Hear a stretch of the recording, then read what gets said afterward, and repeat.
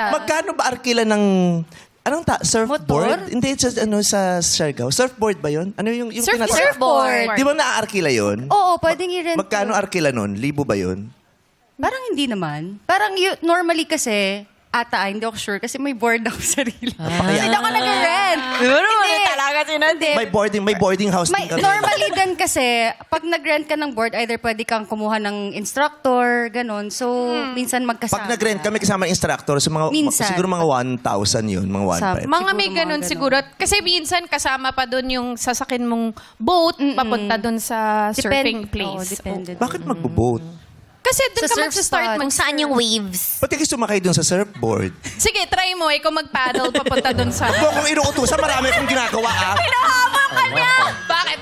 Makautos ka sa akin dito, ako na nga lang tumatao rito, tingnan mo yung dalawang lalaki, wala. Tapos pag bumalik, ikaw naman mawawala. Ako na lang natira ito, bulok na ako dito. Put your hands up, everybody!